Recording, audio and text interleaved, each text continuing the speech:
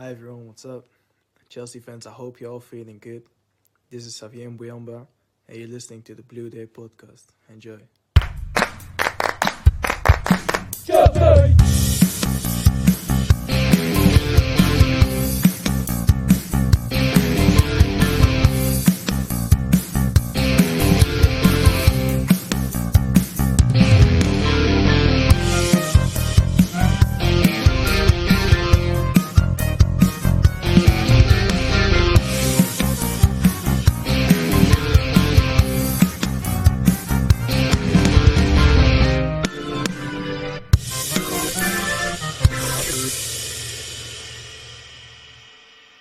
Fellow Chelsea supporters, here at the Blue Day podcast, we are delighted to welcome this individual on the podcast today. He is a man who started his career at Chelsea.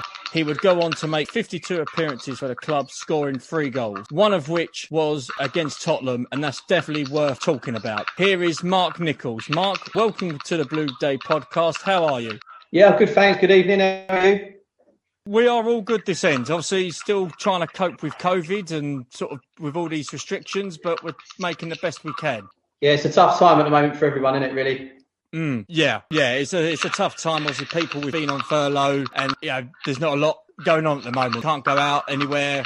You can't go to the cinema. You can't go to football, obviously. So it is a bit shit, to be honest, isn't it? Yeah, they're putting it bluntly. Yeah, it is. Yeah, there ain't nothing to do. The kids are struggling with it as well, which is hard. Obviously, I'm working, my missus is working, and we've got three kids. So, it's tough. It's tough for everybody in the world at the moment. So, Mark, obviously, we just want to talk about your Chelsea career. And I just want to sort of start off with how it all started. So, who influenced you to become a professional footballer? Well, my dad's Roger. He was a goalkeeper at non-league Uxbridge. Which was local to me at the time, obviously local to Chelsea's training ground at the time, which was Harlington. He played over 1,000 games at non-league level, and I was still playing for a team called Yedding, which is now joined up, and they're now called Hayes and Yedding, until the age of 14. But my dad was the one, he didn't push me, but he was the one I used to go and watch play when I was a kid, mascot as well. So, yeah, it was more my dad than anything, yeah. Okay, who was your favourite player growing up as a kid, and sort of who did you support? Was it a case of supporting who your father supported, or was there something different? No, my dad, funny that, because my dad's actually a Chelsea fan. So the first game he ever took me to was Chelsea-Liverpool at the Bridge. And I'm a Liverpool fan, so last season was really, really good for me. But yeah, no, Liverpool's my team. But yeah, my dad's a Chelsea fan, so obviously made up when I got asked to sign schoolboy forms and then go on to become an apprentice and then play for the club that he supported. So yeah, it was good. I was going to say, you must have enjoyed the FA Cup game last season at the Bridge then. Yeah. Listen, to be honest with you, I've waited a long time for them to win the league. But when I was growing up, they won everything as a kid. So when I was at school, it was Liverpool. So that, I ain't going to lie, that's who I supported. But obviously, when we travelled up there and I was on the bench, I wanted us to win. Of course. That's fair enough. That's a good way of looking at it.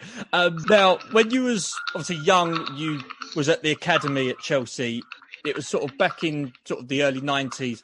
Obviously, the academy in the 90s was a lot different to what it is now. Looking back, was there a lot of pressure on you to succeed because of the lack of academy players that were in the sides at that time? To be fair, my second year when we was an apprentice, there was 7 of us, I believe, that signed pro forms out of that year. So we was quite a strong year. The year above me was Michael Dewberry, Terry Christie, and a couple of years above that was Muzzy Izzet and Terry Skibberton and people like that. It is a world of change from what it used to be. If the boys now know what we used to do, cleaning toilets, training, getting the training kit sorted, going back to Stamford Bridge to wash it, wrap it, put it in the minibus to get back for the following day, doing boots, showers, and my actual first job as an apprentice was I was tea boy. So obviously when Wisey and people were like that shouted for tea in the morning, I had to go to the urn, do the kettles, and take everything in. And if it weren't good enough, let me tell you, they let you know. They let you know. Like it's a good learning. It's a good learning curve for us at that age. Like people look at it now, and yeah, there was a bit of pressure on us, but there's a lot more pressure, I believe, on the ones that are coming through the academy now. You've got to be an exceptional talent, and you have got to be out of this world to now make it as a pro. And like I said, a few years below me, you had the likes of John Terry, Jody.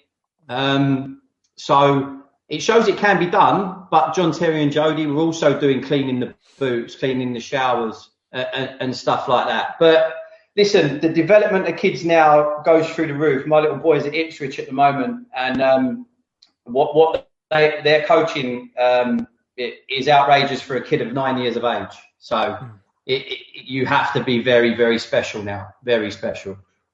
Do you think what you went through with the academy in regards to, as you say, making tea and cleaning boots, do you think that players in this day and age should do that again? Because the way I sort of saw it, in my opinion, it built characters. And it sort of, it made you appreciate more that you was in that environment, whereas thousands of other kids couldn't get into that. Well, like when you left school then, you was on a YTS scheme. So you was on £37 a week, £37.50, plus your expenses and your digs to get home. But it makes you a character. Nothing's given to you free. But it helps you, and it helped the ones that I would say that come out of football if they didn't make it as a pro or not. When I come out at 25, it wasn't as if I thought, right, I'm going to walk into another team, I'm going to walk into another job, I'm going to go and get this job at that, because it doesn't work like that. But it also gave me the background of saying, well, if I need to go and labour on a building site, if I need to go and be someone's apprentice for 2 years to learn my trade, then that's what you have to do. Now, what I see, which, don't get me wrong, the coaching, the facilities and everything they get aims them towards the best player they can be. If they come out of it now, they also have got to go and get a job or find another club, or if you're lucky enough to go and get another team, fair play to you. But you can see by the amount of people that have come through Chelsea's ranks in the last 10 years, it isn't an exceptional amount. When you're at a top Premier League club, they can click their fingers and go and get who they want when they want. And that's why I believe that the kids should now, I believe that they should have some it's life skills, really. Yeah. Describe to the listeners then, obviously you was in that special position. Describe to the listeners how you felt when you signed your first professional contract, and all the hard work, all the sacrifices that yourself made and your family made for you. Just sort of describe to us how much of a big deal that was. Oh, it's huge. You leave school at 16 years of age, you've got your GCSEs, and then you go and be an apprentice, which obviously you try your hardest to be the best you can. I was lucky enough to, when I was a youth team player, to score the goals I scored, and obviously look up to the first team and maybe train with the reserves and play games with the reserves and learn from the best. When my first pro contract come, I was 17. My dad actually done the deal with it was Glenn Hoddle and Peter Shreves at the time that offered me the contract, and my dad did the deal. And when they offered me what they offered me the first time round, my dad turned it down, and I looked at him in shock and said, "What are you going on about? I want to sign." And he went, "No, you're not signing for that." And I was like, "Oh my God!" But no, in the end, it all went well. Yeah, like, listen, when I signed, it's a dream come true for any kid. That's what you want to be when you grow up, and I always wanted to be a footballer, and I did what I wanted to be. I was never a fan's favourite. I'll be honest with you. I was never one of these kids that was going to go in and smash in 25 goals and become the next Wayne Rooney or like players that had been there before me. Mark Steen was smashing in goals all over the place. I was never, ever going to be that. It was more a case of my hard work, trying to get into the first team, learning and trying to progress, you know. But to sign your first pro contract, it doesn't matter who it's with. When you can turn around and said you'd have been a professional footballer, it's unbelievable, you know. It's something that I've got memories now until when I die, and the kids know as well. They've got my shirts, they've got shirts that I've swapped in games, and it's brilliant. It's a great feeling. Brilliant. That must be a good experience, obviously, for you, because then when it comes to talking to your kids about your memories, and then when they have kids, you can then obviously again relay the information that, oh, Grandad was a footballer, and showing your memorabilia. You know, it is like, I love it, you know. Littland's only 9, so he didn't see me play and stuff like that, but he's seen my shirts, and he's more worried about the fact that I've got no hair now, and when I was playing I had curtains. That was the thing. It's all the stress of the kids. But no, it's good to show him. He's got my shirts in his wardrobe. He's got pictures of me playing on the wall. So yeah, it's all good. Now, you made your debut for Chelsea, albeit from the bench. Do you remember who it was against? I think it was Blackpool, wasn't it? That's right, Blackpool in the League Cup. And I come on and I set Mark Hughes up for a goal. Yes. I remember that. That was really good. I think Jody played in that game. I think Jody scored in that game. That's right. But yeah, it was cold, wet, and windy up there that night. I remember that, and I was getting some pelters from behind warming up, and then I come on and set him up for a goal, which was really good. And there's someone, like, just mentioning names like that you look up to. Mark Hughes, the man's an absolute legend, you know, and I'm playing on the same pitch as him, setting him up for goals. It's something that you dream of. But yeah, that was it. Yeah, Blackpool away. Yeah. When did you know you was going to be in the squad for that game? Oh, that would have probably been the day before. So we wouldn't have travelled up on the day, I don't think. We'd have gone the day before and trained up there maybe. But normally you would find out the day before, the squad would go up. You'd be in the 18 squad or the 20-man squad, whatever they take now. And then you'd be in the hotel and you'd put the squad up on the board and you'd see your name. And obviously you love it, didn't you? See your name on the board, you're involved. So it's all good. Ruud Gullit was the first team coach at Chelsea that season. What was he like as a coach? What helped there was Graham Ricks, to be honest with you, because Graham Ricks done a lot of coaching with me in the youth team, and he was a big help to me. But I love Ruud Gullit in charge was unbelievable for me. I've got cut out to when he had interviews and said Mark thinks he's the best player in the world, and I love someone like that. He's got confidence. He does this. And this is what the Chelsea fans didn't understand. Him and Graham Ricks gave me that confidence to be not arrogant or flash, but to be that I know I'm a good player. And that's why Ruud started. I think it was 97, 98 season away at Crystal Palace. I think I started the season. Zola was playing, and you're just thinking he actually thinks I'm all right. And learning from him, some of the players, if I reeled the players off that were there when I was there, Vialli, Zola, Gullit, you know, even when Glenn Oddle trained when I signed, and I was just promoting myself and getting around the first team when he trained, unbelievable skills and players they are. But yeah, in charge, him, yeah, he developed me well, and I loved it when he was in charge because I got my chances, you know. I had the chance to prove to people that I could take it. He proved that. I scored against Coventry. He trusted in me to come and play left midfield. I weren't a left midfielder. This is what the fans also didn't know at the time. He was playing me left midfield. He was playing me right midfield. He was playing me up front, and I was coming on the sub. So it was versatile, but I would have played anywhere. If you'd have said play left back, I'd have played left back. You know, it was one of those, and he did. I liked him and he liked me, so that we fitted well there. Now, you made 10 appearances in your first season. Did you feel that overall you should have had more opportunities then, or was you happy with your overall development that season? I was still a kid, you know. You want to play as many as you can. Like when I scored the 2 against Coventry, I think I was on the bench the next game. And I thought, what is going on here? Like, you think to yourself, I've just scored 2. I've surely got to be playing. But then when you look back at it, it's taken him out of the limelight. He's had his interviews with the News of the World, BBC Match of the Day. I was probably too hyper to play in the next game anyway. So his development of me was good. They took me out. 10 games probably in that season. I was probably relatively happy with that, I'd have loved to have played more, but I knew that I was in and around the squad and I was learning off some of the best. So that season really didn't faze me. I was okay with it.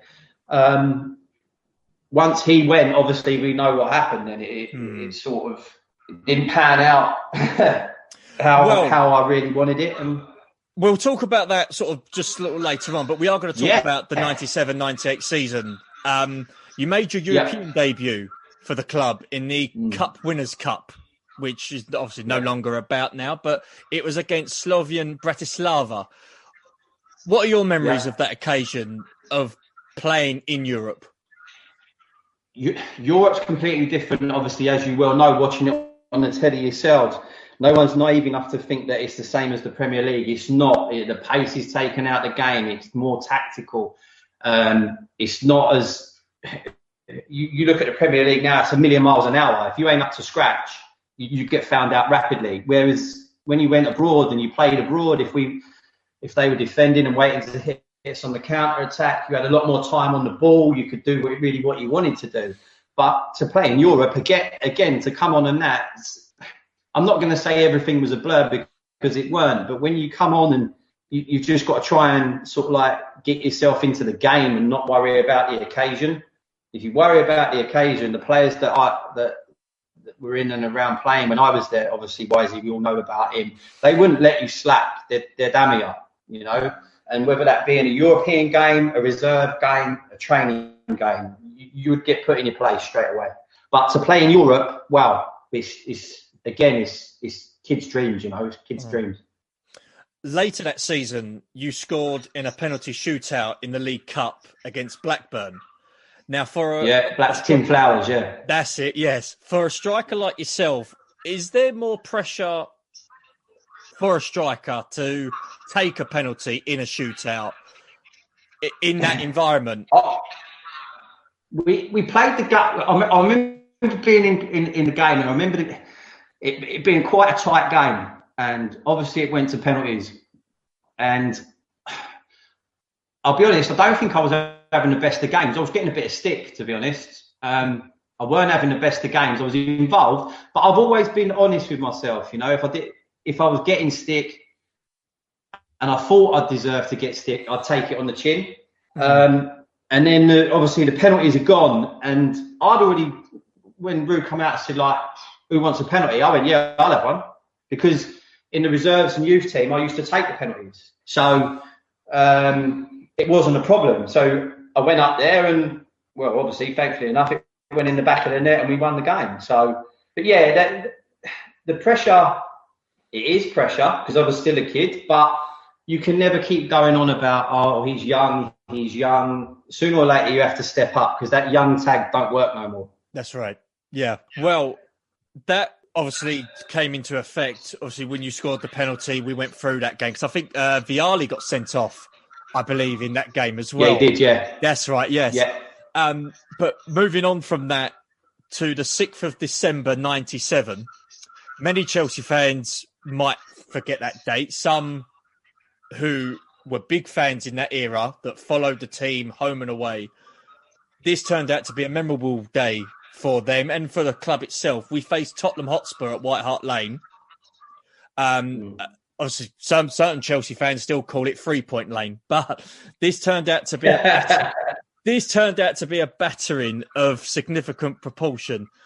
Do you remember that game well? Because it turned out you scored your first goal for the club in this game. It was Tottenham Hotspur 1, Chelsea 6.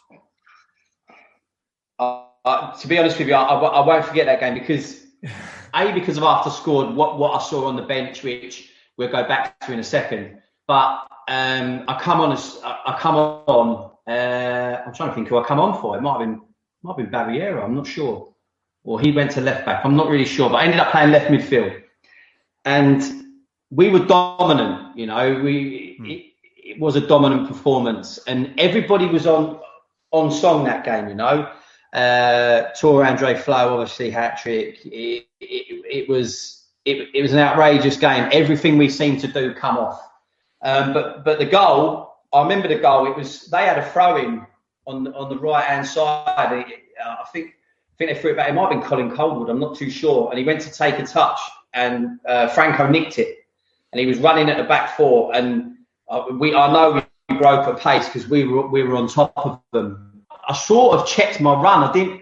He was running towards me, and I thought, oh my God, I'm in his way now. I'm going to have to try and get out of his way. And he sort of like fired it to me, and it was in my path, obviously, with a player like that. And I dragged it inside. It was Stephen Carr. I dragged it inside and then put it under Ian Walker. But when you go to the celebration, it swings round on me, and I'm so excited. I sort of like he was running towards me, and I have to try and get out of his way. And he's sort of like that. And I dragged it inside.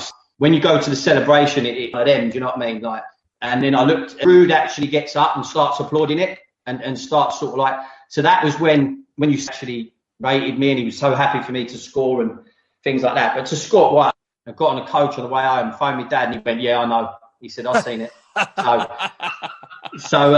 yeah, that's one of the what a great memory to have, you know, especially as we were dominant there all the time, and going there, we always got stick, whether it's getting off the coach, walking in, whether you're doing your warm-ups or actually in a game. But to go there and demolish them 6-1, it's one of the best performances from us there at all. What was the atmosphere like? Because a lot of people obviously, you know, love the Spurs' new stadium, and you know they say it's one of the best stadiums in the world. But I think that the problem with newer stadiums is it's lost its intimidation factor, and it's lost its appeal. You know, you look at someone like Upton Park, for example, and it's now, you know, the Olympic Stadium. There's no intimidating atmosphere.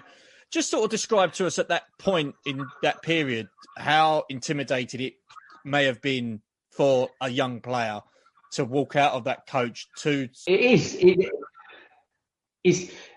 is intimidating. They're close to you. More intimidating was Upton Park. I played there, and obviously they had the chicken run at the time, what they called the chicken run, around the edge of the pitch.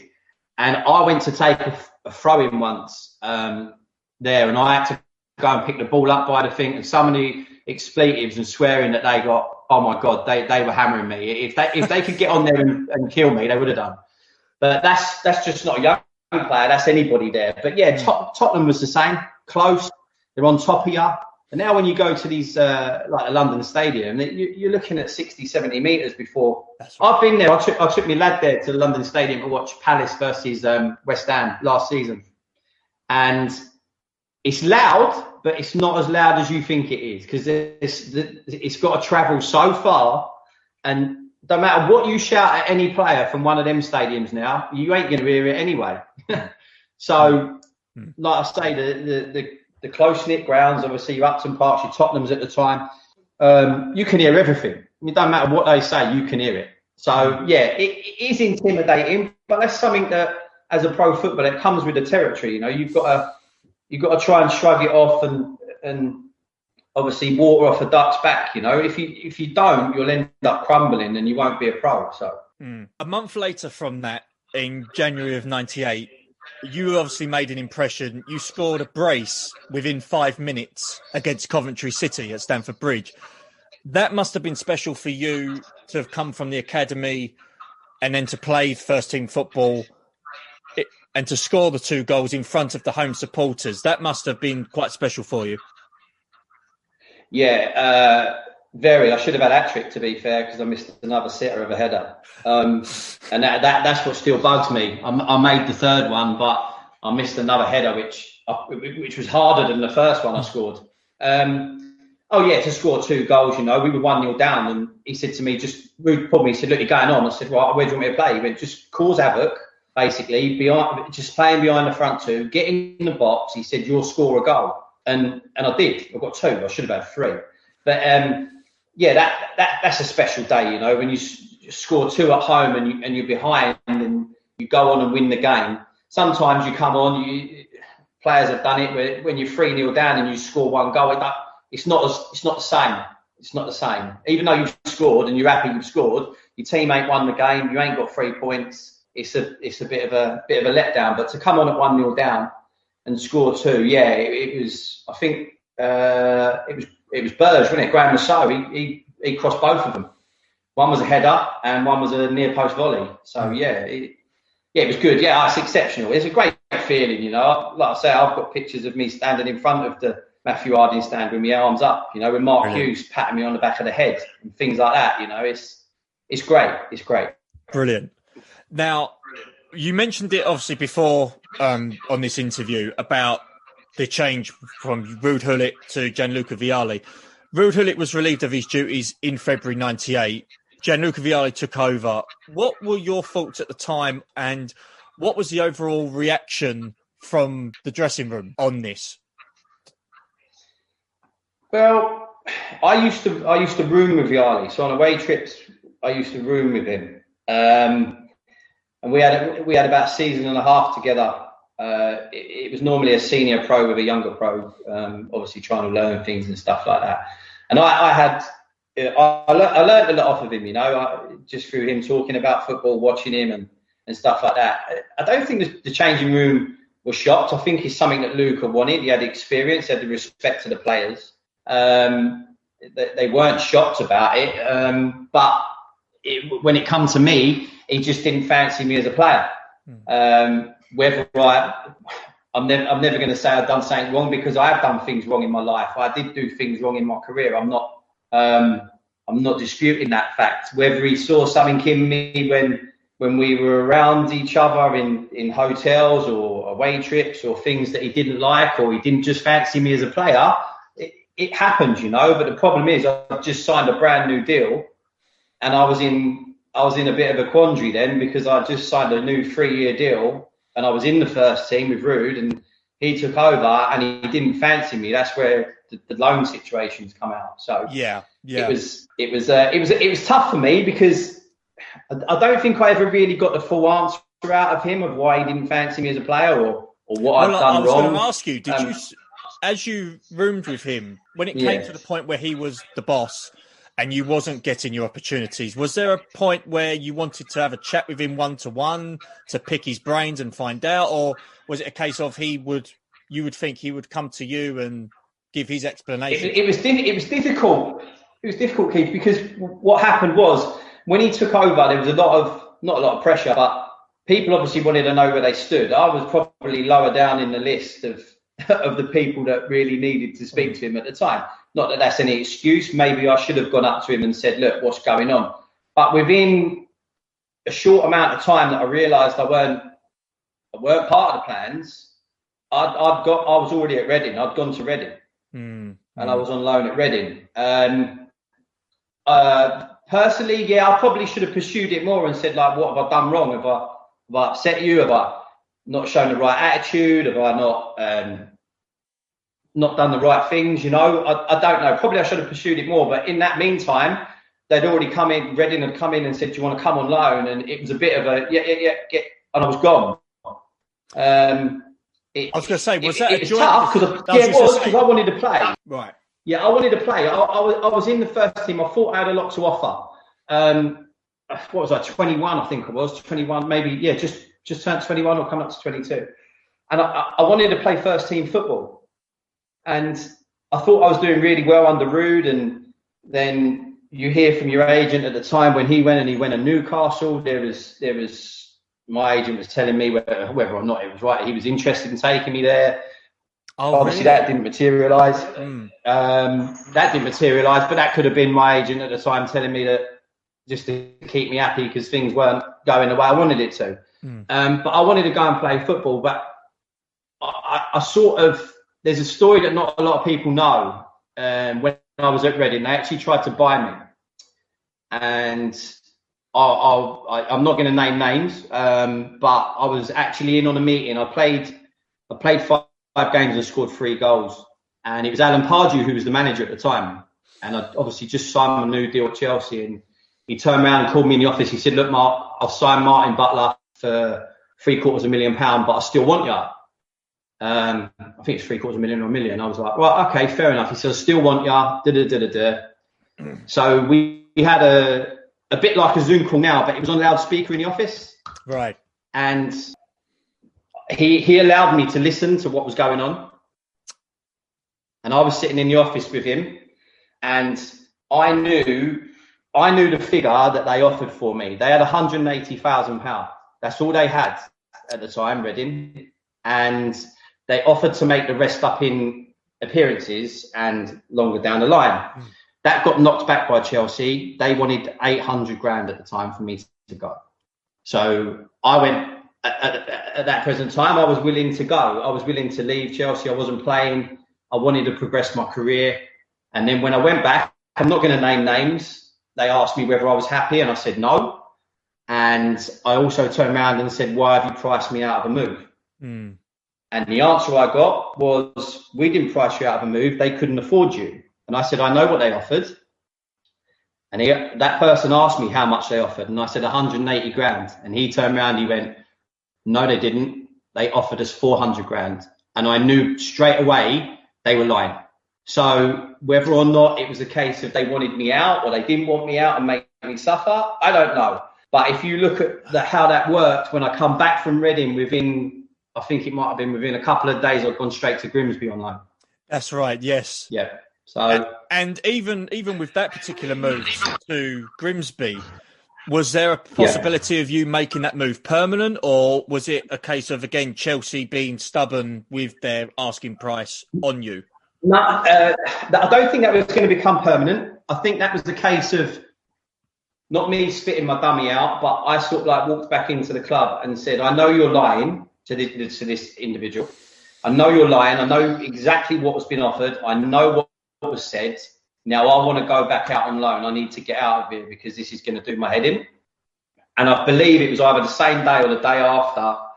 They said, look, Grimsby are coming for you. They want you for 3 months. And I went, oh, I'm going. And I went for 3 months. So sometimes I can cut my nose off to spite my face. I still did it when I was playing non-league football. You know, I played non-league football for 8-9 years and I did it. But I needed to get away.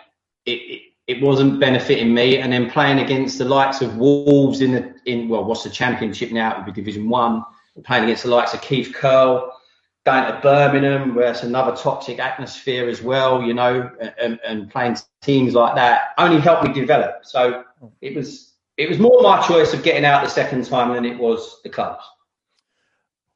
Now, just finally on your sort of Chelsea run, before we talk more on the present matters, excuse me.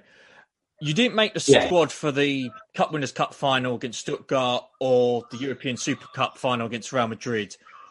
What were your emotions at that point? Was you a case of, I'll bide me time, maybe, or was you, to put it bluntly, pissed off? No, I was, mate. I was pissed off. I was fuming. The Cup Winners' Cup one, I'd been in and around the squad for the whole. I was in and around the 16. I was getting changed, and then we had all our suits done and whatnot, and we got to the final. And we flew out there, and we went for the team meeting on the morning of the game. And he put the sheet up on the board, and I weren't even in the squad.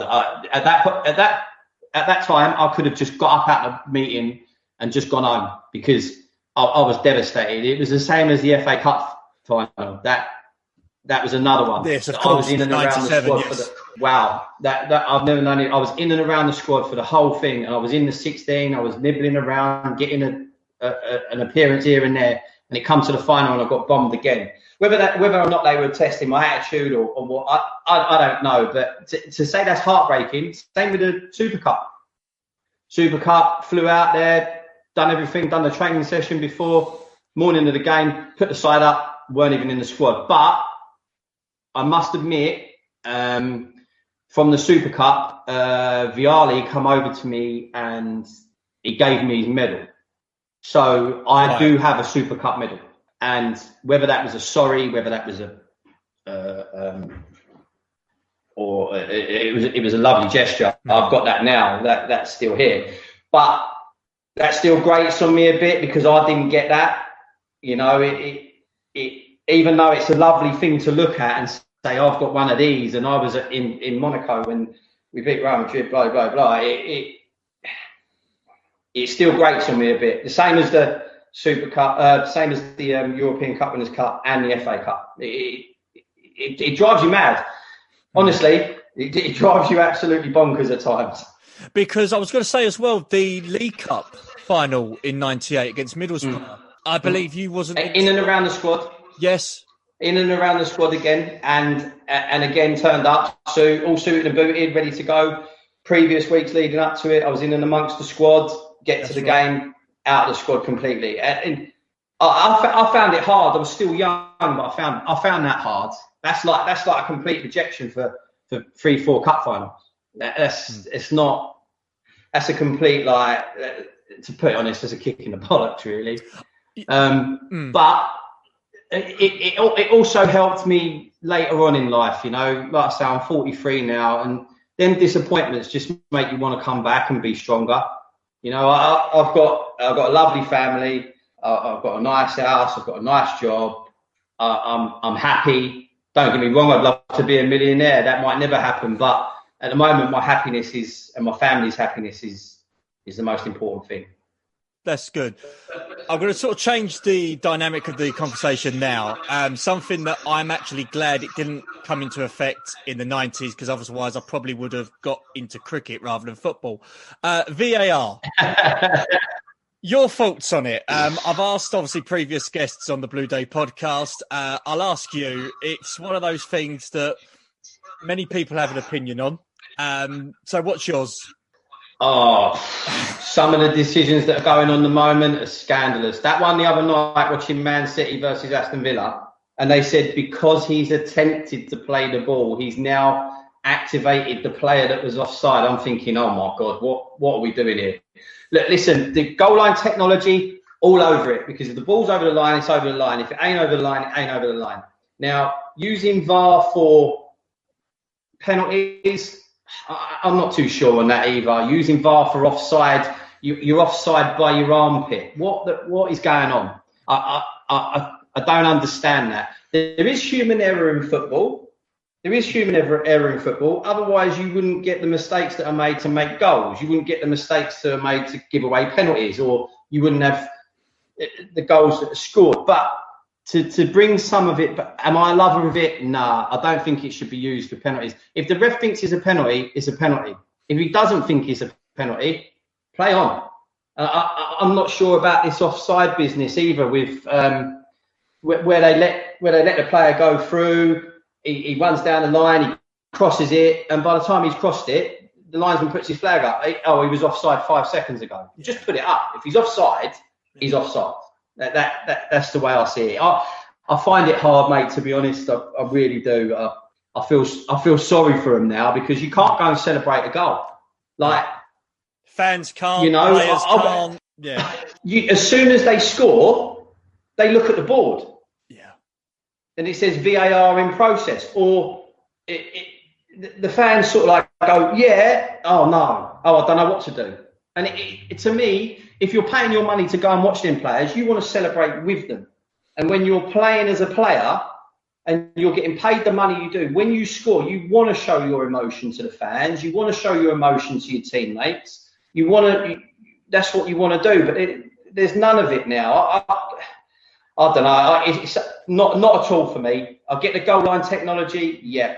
If there is, I do understand the red cards for elbows and things like that, because that's not part of the game.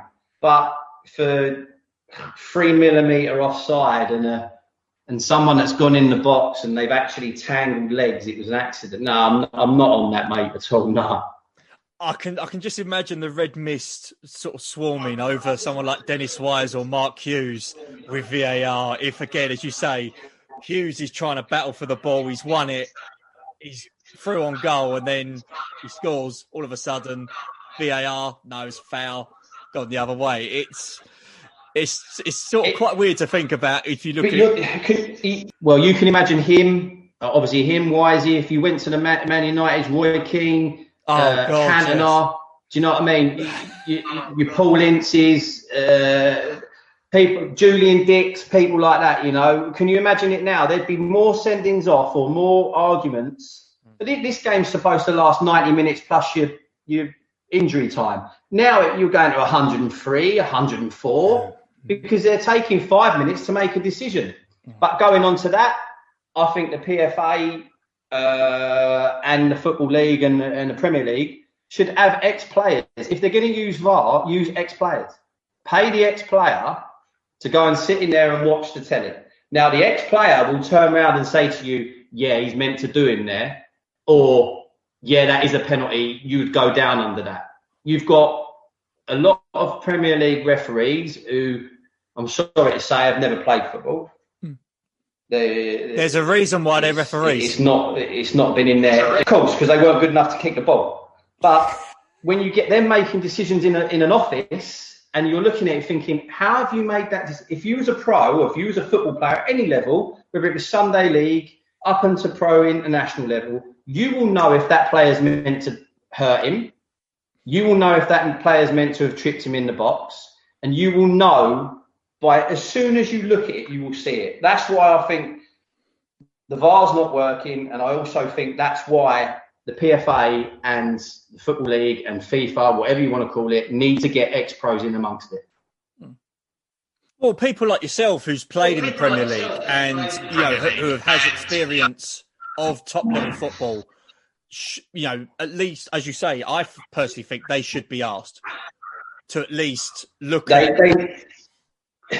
But they won't. I'm not sure why they won't. I'm not sure if it's that stigma around, oh, he's an ex-pro, that he thinks he can come in and take our jobs and do this, that, and the other. But this is where you need referees sitting next to an ex-pro, whether it be your Roy Keane's, like on the telly at the moment, Roy Keane, Micah Richards, Redknapp's, Neville's Carragher. Jamie Carragher would know whether he was going to go and do someone or not, whether he meant it. Steven Gerrard, I know he's managing at the moment.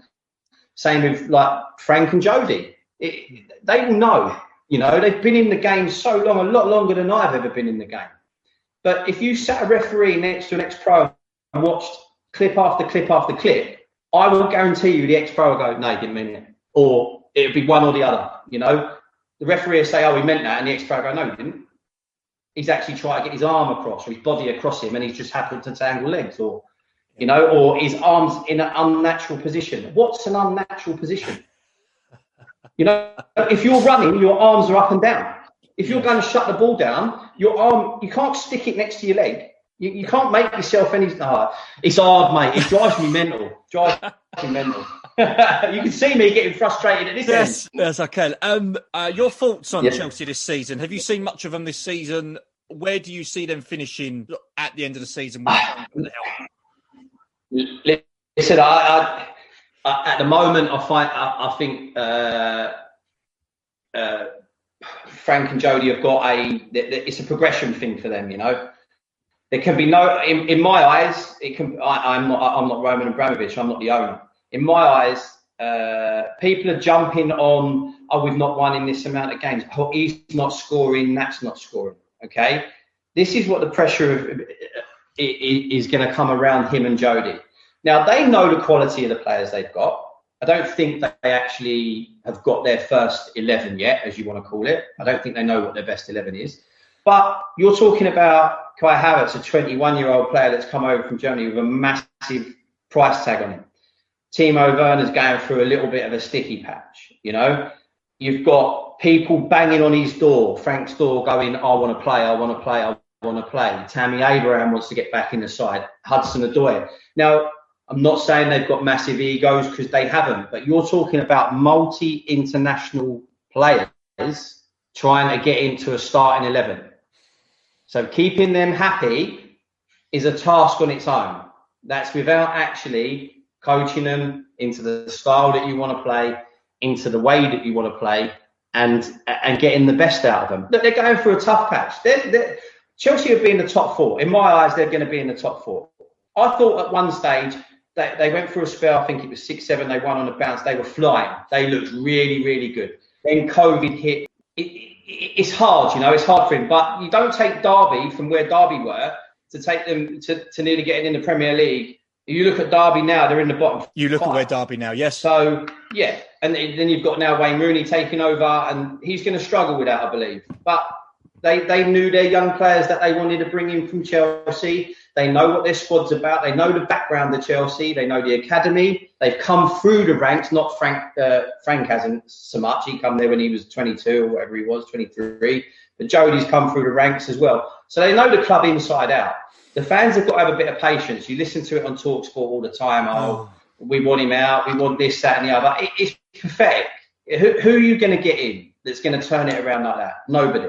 He's had a year where he couldn't sign anybody. Now he's got the signings that he wants. You have at least got to give him 2 years for them players to be embedded in the team. Otherwise, it's just that managerial merry-go-round again. You know, like West Brom and West Ham. Oh, we'll get rid of Moyes. Oh, we're getting back. What did you get rid of him in the first place for? You know, like he must have been doing something right. I think they stick with him. I think it's a top 4 project this year. The following year, they need to push Liverpool and Man City and well, Man United, the way they're playing at the moment. They need to push them. But you could, like I say, I'm no owner of a club, but you can't keep willy-nilly changing them because you won't get no stability in that side. Them youngsters will end up going somewhere else. Well, you look at, I think, is Fikayo Tomore's gone AC Milan. Yeah. Centre back. He obviously they bought Thiago Silva in. Well, what a player! That's all you can say. What a player! And then you've got Christensen in the background. You've got Kurt Zouma, this, that, and the other. He's young. He wants to play. He played last season. He wants to play. He's to go and progress his career and do whatever he wants to do in his life. He has to go and play. So he's probably had that chat with Frank and Jodie and turned around and said, "Look, Gaffer, I need to play. You know, whether I go out on loan and keep progressing as a player." They might turn around and bring him back after a few weeks and go, hold on a minute, we want you back here. We actually really need you, you know. But he's got to play. He can't go from playing in the Championship with Derby a full season with Chelsea first team to then go not even really being in the squad. That just doesn't work. So that's why he's gone. Finally, Mark, how do you look back on your career at Chelsea? Do you look back on it with, you know, pride, or do you look at it as what might have been? I am honest with myself. Listen, pride-wise, yeah. I played for Chelsea in the Premier League and in Europe. Becoming a professional footballer, which is every kid's dream, yes. Unbelievable. Could I have done more? Yeah, probably. At certain times, I ain't going to lie to myself, at certain times I probably took my eye off the ball. I probably didn't do the right things. Like I say, when I went to Reading and the deal was there, ready to go, and Chelsea turned it down, I probably went back to Chelsea with the wrong attitude. Kicked off a bit, didn't really want to do, like, maybe a bit of a sport brat, but I was looking at the development of my future. You know, if someone wants to stop that, it's hard to take. But yeah, it's a bit of both, really. Perfectly honest, a bit of both. I feel as though I could have done more in certain situations, but I'm always going to be proud, and family, kids, and everything are always going to be proud of me for what I've done. So I'm happy with that. Brilliant. Nice way to finish. Mark, it has been an absolute pleasure having you on the Blue Day podcast. I've certainly enjoyed it, and I know our listeners are going to enjoy it. So, Mark, all I can say is stay safe and carefree, and hopefully we'll see you down at the bridge one day very, very soon. Yeah, take care of yourself. Thanks very much. I appreciate it. And stay safe, mate, yeah? Thanks very much. Thank you. Good man.